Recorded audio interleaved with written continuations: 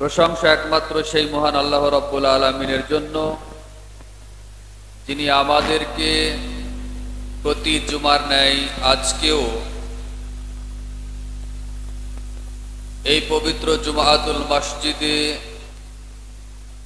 যে আল্লাহ সুবহানাহু ওয়া তাআলা তার অসংখ্য বান্দাদের মধ্যে যাচাই বাছাই করে খুতবার প্রারম্ভেই অল্প সংখ্যক কিছু নারী পুরুষকে সুস্থভাবে সুন্দরভাবে যে মহান আল্লাহ রাব্বুল আলামিন আমাদেরকে উপস্থিত হওয়ার তৌফিক দান করেছেন, সেই মহান মুনিবের বারগাহে আমরা লাখ কোটি শুকরিয়া আদায় করে সবাই অন্তর থেকে জবান ছেড়ে দিয়ে বলি আলহামদুলিল্লাহ।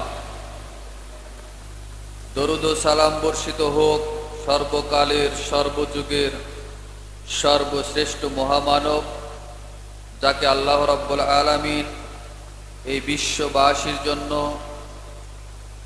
মানবতার মুক্তির মহান দূত হিসেবে প্রেরণ করেছিলেন। সেই মহান মানবটির প্রতি আমরা সংক্ষিপ্তভাবে দরুদ ও সালাম পেশ করে সবাই অন্তর থেকে জবান ছেড়ে দিয়ে সমস্বরে বলি সাল্লাল্লাহু আলাইহি ওয়াসাল্লাম। সম্মানিত দ্বীনী ভাই ও বোন, আজকের জুমার সংক্ষিপ্ত আলোচ্য বিষয় বর্তমান কুরবানির ইতিহাস। গত জুমায় আমরা আলোচনা পেশ করেছিলাম যে প্রাচীন কালের কুরবানির ইতিহাস, তার মানে কুরবানির ইতিহাসে কিছু পার্থক্য অবশ্যই আছে। তার মধ্যে একটা পার্থক্য আপনারা জেনেছেন গত জুমার দিনে, যে প্রাচীনকালে যে কুরবানিটা পেশ করা হতো ওই কুরবানি আল্লাহ সুবহানাহু ওয়া তাআলা যদি কবুল করতেন তাহলে আকাশ থেকে আগুন এসে কুরবানিটাকে জ্বালিয়ে দিত। তো মানুষ চোখের সামনেই দেখতে পেত যে কার কুরবানি কবুল হলো আর কারটা হলো না।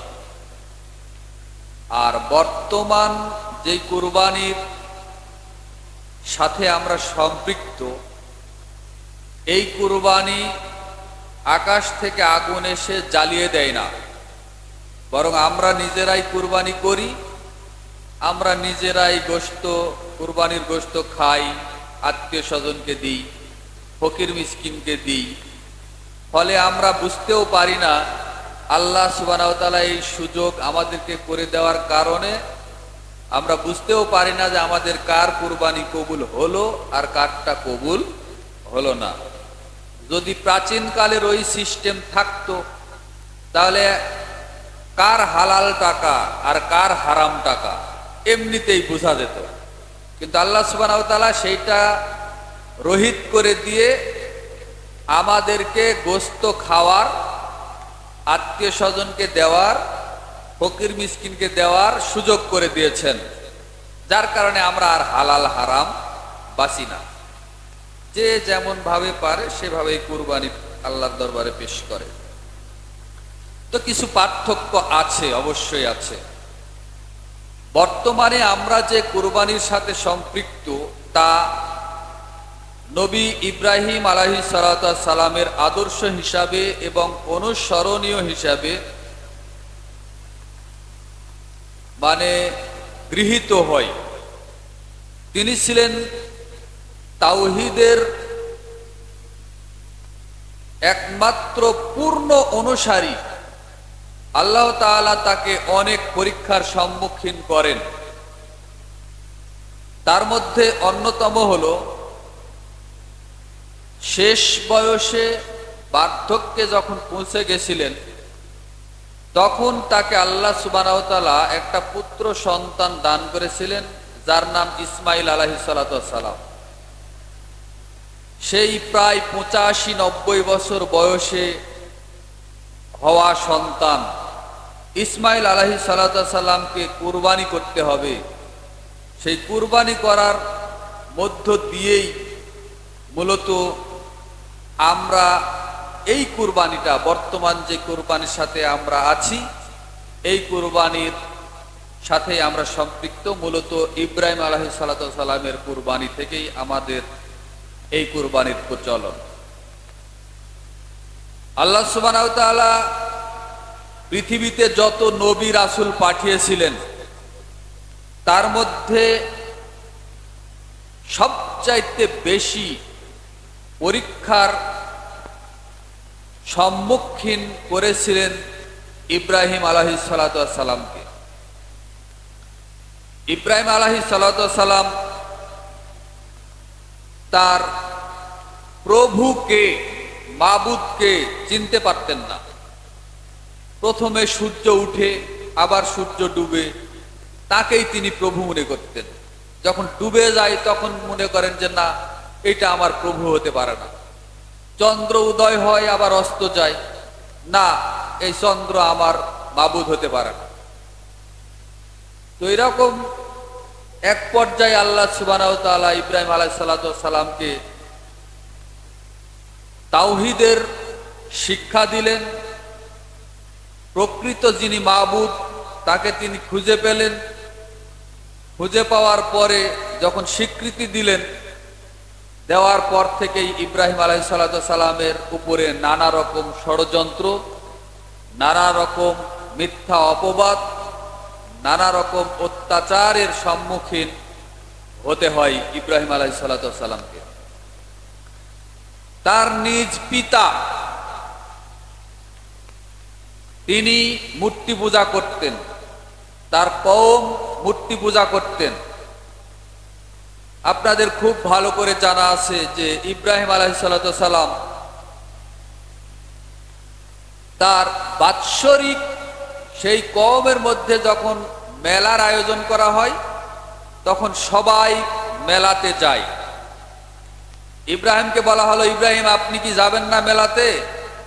তো তিনি বললেন যে না, আমি অসুস্থ, আমি মেলায় যাব না। তো মূলত তার শরীর শারীরিকভাবে অসুস্থ না, আসলে যেই মেলাতে দাওয়াত দেওয়া হচ্ছে সেই মেলাতে হাজার হাজার মূর্তির মেলা। মূর্তির মেলা, মূর্তি কিনা হবে, সেই মূর্তিকে পূজা করা হবে, সেই দেবতার কাছে কিছু চাইতে হবে, এই মেলা। তো ইব্রাহিম আলাইহিস সালাতু ওয়াস সালাম তিনি তো আর যাবেন না। তিনি বললেন যে না, তোমরা যাও, আমি অসুস্থ, আমি যাব না। ফলে গোত্রের সবাই, কওমের সবাই মেলাতে চলে গেল, ইব্রাহিম আলাইহিস সালাতু ওয়াস সালাম বাড়িতে থেকে গেলেন। তো মেলায় যখন সবাই চলে গেল আর গ্রামে এলাকায় কেউ নাই, তখন পূজা মণ্ডপ, যেই জায়গাতে মূর্তি, অনেকগুলো মূর্তি রাখা হয়েছিল, সেই মূর্তির কাছে গিয়ে সবাইকে লক্ষ্য করে বললেন যে কি ব্যাপার, তোমরা হা করে তাকিয়ে আছো কেন? তোমরা কথাও বলো না, কিছু খেতে দিলে খাও না, ঘটনা কি? তো তিনি মূর্তিদেরকে এই কথা জিজ্ঞাসা করছেন যে কি ব্যাপার, তোমাদের কি হয়েছে? তোমরা হা করে, কেউ জিহ্বা বের করে, কেউ হাত আলোক করে আসো, জাগিয়ে আছো, কেউ কথা বলো না, কিছু খাও না, নড়াচড়া করো না, ঘটনা কি? তোমরা আবার কিসের মাবুদ?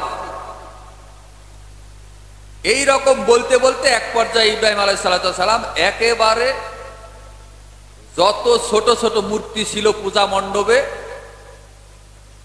সবগুলো একবারে নিজের হাতে ভেঙে চুরে খান খান করে দিলেন। সুবহানাল্লাহ। আর ওই যেই কুড়াল দ্বারা বা কুঠার দ্বারা মূর্তিগুলো ভেঙেছিলেন, সেই কুঠারটা বড় মূর্তির ঘাড়ের উপরে রাখলেন। রাখার পরে তিনি বের হয়ে চলে আসলেন। গোত্রের লোকজন, কওমের লোকজন এসে দেখে যে কি ব্যাপার, তাদের একটা মূর্তি বাদে, বড় মূর্তিটা বাদে সব মূর্তি ভেঙে চুরে খান খান করে দেওয়া, ঘটনা কি? তখন কে এই কাজ করতে পারে? ইব্রাহিম ছাড়া কেউ করবে না। ইব্রাহিম মেলায় যায় নাই, ধরে নিয়ে আসো তাকে। ধরে নিয়ে আসা হলো, তাকে জিজ্ঞাসা করা হলো কে ভেঙেছে এই মূর্তি, এই মূর্তিগুলো ভেঙেছে কে? ইব্রাহিম আলাইহিস সালাতু ওয়াস সালাম বললেন যে আমি কি জানি, আমি কি করে বলবো? ওই যে তোমাদের বড় ঠাকুর দেবতা, তাকেই জিজ্ঞাসা করো, ওর ঘাড়ে কুঠার রয়েছে। ও নিজেই ভেঙেছে, ওরা নিজেরাই মারামারি করে আর নিজেরাই মরেছে, ভেঙেছে। আশ্চর্য ব্যাপার, মূর্তিরা কি কখনো কথা বলতে পারে? তুমি কি বলো এসব? ওরা তো, এই দেবতারা কি কথা বলতে পারে? তো যেই দেবতারা কথা বলতে পারে না তাদেরকে তোমরা, যেই দেবতাদেরকে নিজে হাতে বানাও, নিজে হাত দ্বারা ডিজাইন করো, সেই মূর্তির পূজা আবার তোমরা করো। যেই মূর্তি খেতেও পারে না, কথাও বলতে পারে না, গায়ে যদি একটা মশা মাছি পড়ে সেটা তাড়াতেও পারে না, তাহলে তাদের দাসত্ব, তাদের ইবাদত তোমরা কেন করো? আমি ভাঙ্গিনি। ওই যে বড় যেটা জিহ্বা বের করে আছে, ওই বড় তোমাদের ঠাকুরকে জিজ্ঞাসা করো, সেই ভেঙেছে। শুরু হলো নির্যাতন, জুলুম। এক পর্যায়ে ইব্রাহিম আলাইহিসসালামকে, তখন গোত্রের যে শাসক, ওই শাসকের নির্দেশে ইব্রাহিম আলাইহিসসালামের জন্য অগ্নিকুণ্ড তৈরি করা হলো, তাকে নিক্ষেপ করা হলো। যেই অগ্নিকুণ্ডের মধ্যে ইব্রাহিম আলাইহিসসালামকে নিক্ষেপ করা হলো, আল্লাহ রাব্বুল আলামিন সাথে সাথে সূরা আম্বিয়া 21 নম্বর সূরার 69 নম্বর আয়াত নাজিল করে বললেন, ইয়া নারু কুলনা ইয়া নারু কুনি বারদাও ওয়া সালামান আলা ইব্রাহিম। হে আগুন, তুমি আমার নবী ইব্রাহিমের জন্য শান্তিদায়ক ঠান্ডা হয়ে যাও। বিশাল অগ্নিকুণ্ড, আগুনের লেলিহান শিখা দাও দাও করে আকাশের দিকে উড়ে যাচ্ছে, ভয়াবহ আগুন। অথচ সেই আগুনে ইব্রাহিম আলাইহিসসালামের শরীরের কিছু অংশ পুড়া তো দূরের কথা, তার শরীরের একটা লোম পর্যন্ত পুড়েনি। আলহামদুলিল্লাহ, আগুন শান্তিদায়ক ঠান্ডা হয়ে গেল। ইব্রাহিম আলাইহিসসালাম মনে হচ্ছে যেন বর্তমান জামানায় উদাহরণ দেওয়া যেতে পারে যে একটা আগুনের মধ্যে যেভাবে বসে আছেন, মনে হচ্ছে যেন একটা এসি রুমের ভিতরে বসে আছেন। আল্লাহু আকবার। যেই মুসলিম জাতির পিতা, নবীগণের পিতা ইব্রাহিম আলাইহিসসালামের নীতি ছিল মূর্তি ভাঙা নীতি। ইব্রাহিম আলাইহিসসালামের রক্তে মিশেছিল মূর্তি ভাঙা নীতি। আর তারই সন্তান আমরা হয়ে, আমরা যদিও বলে থাকি যে মুসলিম জাতির পিতা ইব্রাহিম, কথাটা একদিকে ঠিক আর একদিকে ভুল। কেননা তাকে নবীদের পিতা বলা হয়। মুসলিম জাতির পিতা একজনই, সেটা হলো আদম আলাইহিসসালাম।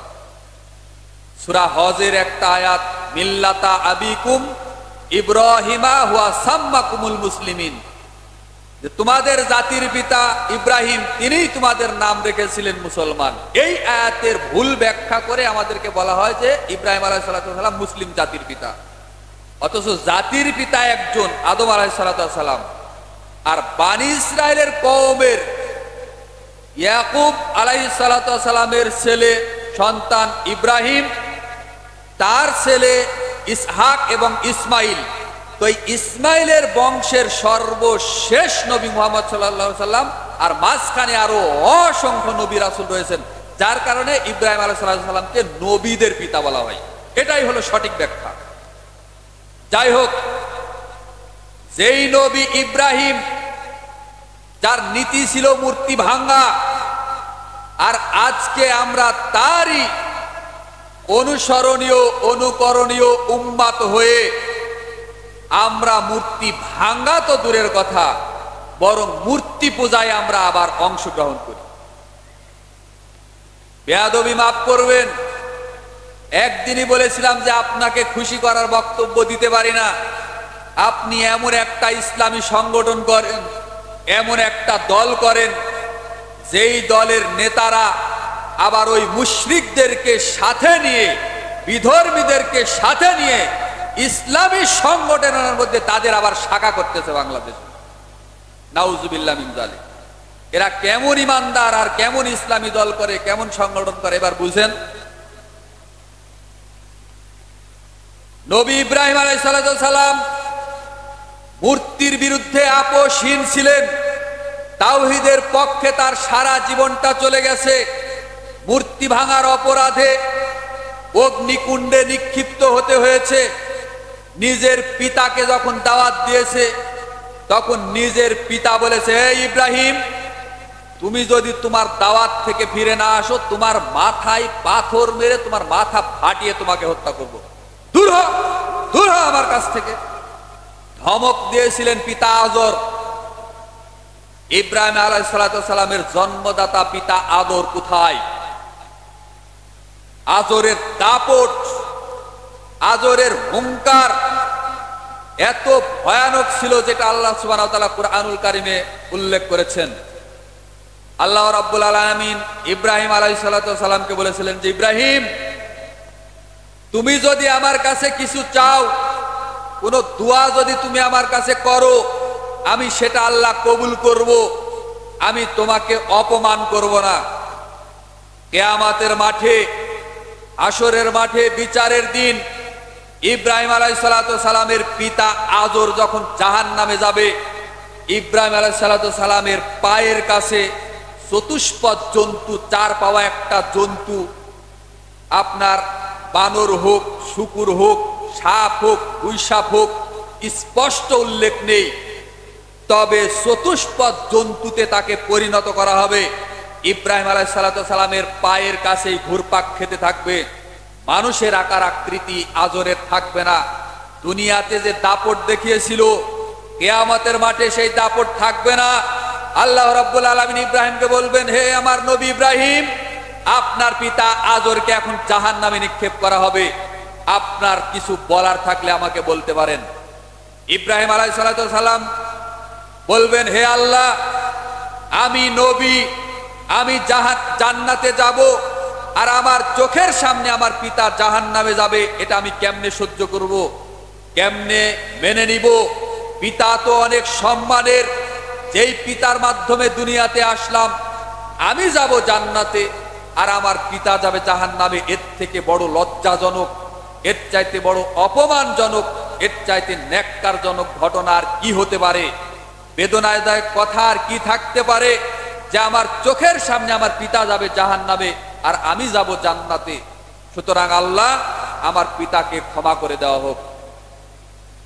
আল্লাহ রাব্বুল আলামিন ইব্রাহিমের কথার উত্তরে বলবেন যে, হে ইব্রাহিম, আমি আপনাকে অপমান করব না, এটা সত্যই বলেছিলাম।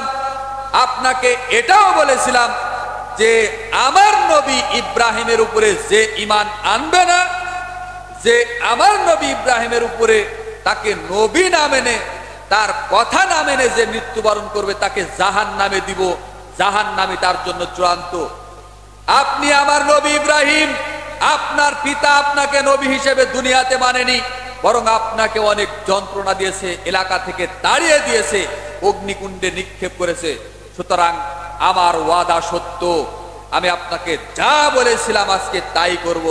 আপনার পিতা আপনার চোখের সামনে জাহান্নামে যাবে। এ কথা বলতে বলতে একজন হঠাৎ করে ওই চতুষ্পদ জন্তুর পা ধরে জাহান্নামে নিক্ষেপ করবে। ইব্রাহিম আলাইহিস সালাম চোখের সামনে দেখবেন, করার কিছুই থাকবে না। হাশরের মাঠে, বিচারের মাঠে মূর্তি পূজা করা তো বহু দূরের কথা, মূর্তির সাথে আপোষ করা তো বহু দূরের কথা। আরে আমাদের নবী মুহাম্মদ সাল্লাল্লাহু আলাইহি সাল্লাম যখন বীরের বেশে মদিনা থেকে মক্কা বিজয়ের দিন যখন যুদ্ধে আসলেন, আসার পরে দেখলেন আব্দুল্লাহ ইবনে মাসউদ রাদিয়াল্লাহু তাআলা আনহু তিনি একটা হাদিস বর্ণনা করছেন, রাসূলুল্লাহ সাল্লাল্লাহু আলাইহি সাল্লাম যখন বীরের বেশে যখন মক্কা বিজয়ের দিন যুদ্ধের জন্য চলে আসলেন দলবল নিয়ে, ওই সময় কাবা চত্বরের বাহিরে, কাবা ঘরের চতুর্দিকে 360টা মূর্তি ছিল। ওই 360টা মূর্তি রাসূলুল্লাহ সাল্লাল্লাহু আলাইহি সাল্লাম হাতে একটা লাঠি নিলেন, নেওয়ার পরে ওই 360টা মূর্তিকে আঘাত করছেন, নিজে হাতে আঘাত করে ভেঙে চুরে মাটির সাথে মিশিয়ে দিয়েছেন। আর সূরা বানী ইসরাইলের 81 নম্বর আয়াত পাঠ করেছেন, ওয়াকুল জা আল হক, এসেছে সত্য, ওয়াজাহাকাল বাতিল, চলে গেছে মিথ্যা, ইন্নাল বাতিলা, নিশ্চয় মিথ্যা কানা যাহুকা, চিরদিন মিথ্যা, নিশ্চয় মিথ্যা বিলুপ্ত হওয়ারই যোগ্য। এই আয়াত পাঠ করে করে রাসূলুল্লাহ সাল্লাল্লাহু আলাইহি সাল্লাম কাবা ঘরের বাহিরে চতুর্দিকে যে 360টা মূর্তি ছিল নিজের হাতে ভেঙে চুরে খান খান করে দিয়ে কাবা ঘরের চতুর্দিকে মূর্তি মুক্ত করেছিলেন। সহিহ বুখারীর আপনি খুলে দেখেন 4720 নম্বর হাদিস, 2478 নম্বর হাদিস, সহিহ মুসলিমের 1717 নম্বর হাদিস।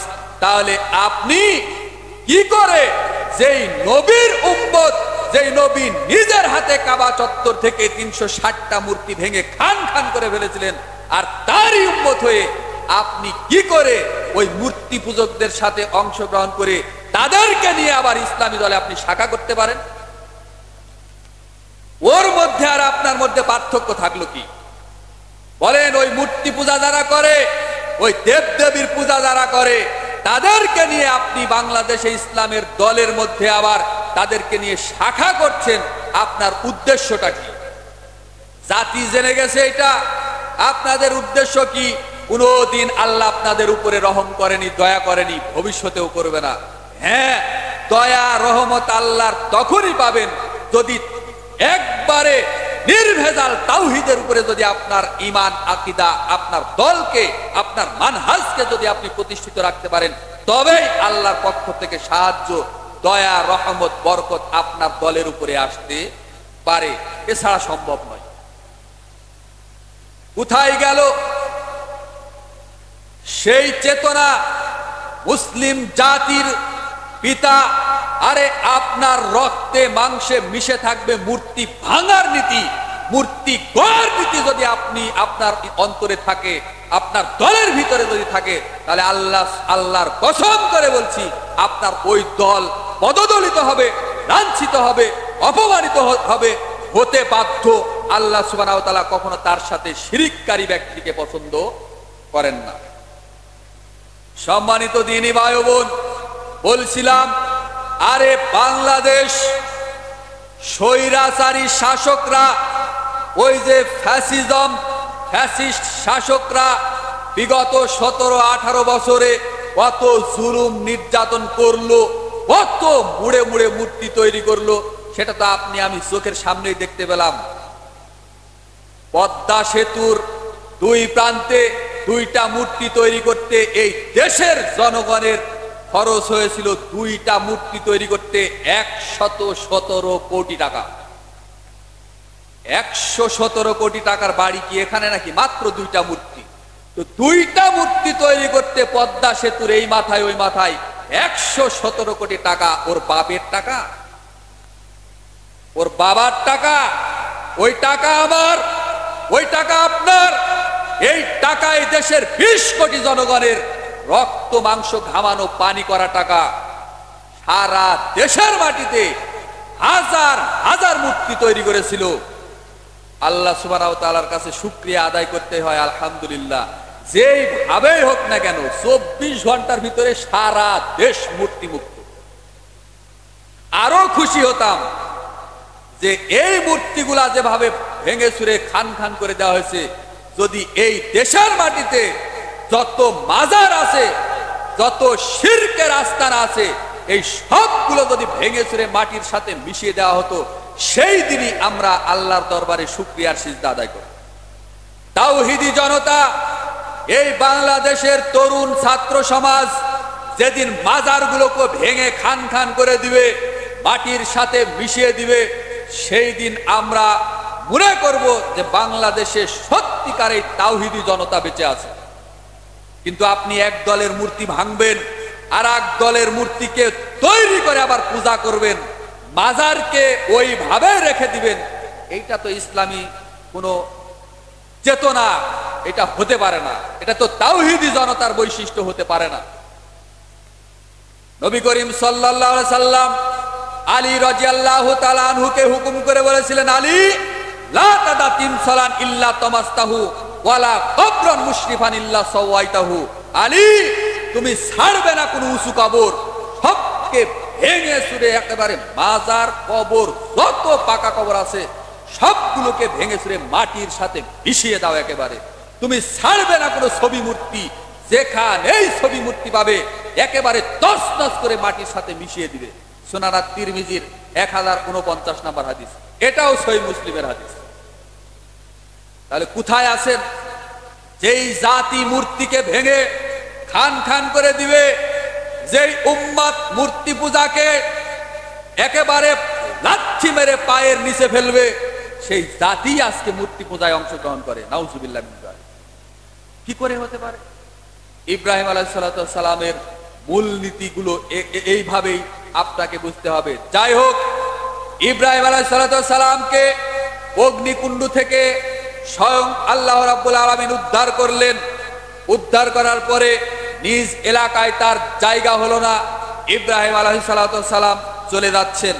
আরেকটা কথা চট করে, অধিকাংশই ছেলে মেয়েরা যারা জেনারেল উচ্চ শিক্ষায় শিক্ষিত হয়, মডার্ন যারা হয়, তাদের শিক্ষা দম্ভে অহংকারে তারা নিজেদের আর জায়গাতে মুই কি হনুরে, তখন আর বাবা মাকে মানে না, বাবা মাকে মানে না। কই, আপনার প্রতি আমার চ্যালেঞ্জ থাকলো, আপনি প্রমাণ করে দেখান তো যে একটা কোরআনের হাফেজ, একজন আলেম, একজন খতিব, একজন বক্তা তার বাবা মাকে বৃদ্ধাশ্রমে রেখেছে।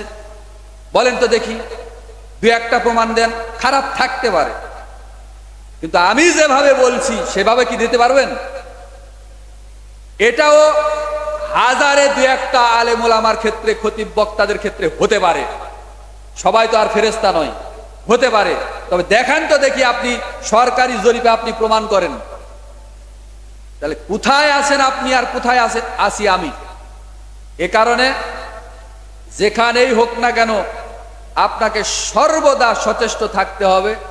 পরিবারকে, নিজের ছেলে মেয়েকে আপনি প্রথমেই শিশু অবস্থাতেই, ছোটবেলাতেই 7-8 বছর 10 বছর বয়স পর্যন্ত তাকে এই মক্তব, মসজিদে মক্তব, ছোট মাদ্রাসা হলেও কোরআন শিক্ষা দিন, হাদিস শিক্ষা দিন। বেসিক শিক্ষা দেওয়ার পরে আপনি অনার্স, মাস্টার, ওদিকে পিএইচডি, সব দিকে যান, সমস্যা নেই। তখন আপনাকে আপনার ছেলে অবশ্যই মূল্যায়ন করবে। আল্লাহ সুবহানাহু ওয়া তাআলা আমাদেরকে হেফাজত করুন, কোরআন হাদিস অনুযায়ী চলার তৌফিক দান করুন। আলোচনার বিষয় থেকে যেটা আমরা জানতে পারলাম সেটা হলো এই, যে পৃথিবীর ইতিহাসে সর্বপ্রথম মানুষকে যদি কেউ কাউকে হত্যা করে থাকে, সেটা হলো কাবিল করেছে তার ভাই হাবিলকে। আর মাটির নিচে যে দাফন করতে হয়, এইটা কেউ শিক্ষা দেয়নি, মানুষের শিক্ষা দেয়নি, ফেরেশতায় শিক্ষা দেয়নি। আল্লাহ সুবহানাহু ওয়া তাআলা দুইটা কাকের মাধ্যমে মানুষকে শিক্ষা দিয়েছেন। এরপরে একটা কাক আরেকটা কাককে যখন মাটি খুঁড়ে পুঁতে ফেললো, এই দৃশ্যটা স্বয়ং প্রত্যক্ষ করলেন কাবিল। তো কাবিল এইটা দেখে তারপরে চিন্তা করলেন, আহা, আমি এই কাকটার মতেও হতে পারিনি। কাবিল অনুতপ্ত হয়ে লাস্টে তিনি নিজেই বললেন যে ফা আসবাহা মিনান নাদিমিন। কাবিল অনুতপ্ত হলো এবং লজ্জা পেল, যে বলতে লাগলো, যাহা, আমি এই ছোট্ট একটা প্রাণী, এই কাকের মতো বুদ্ধি আমার ভিতরে নাই।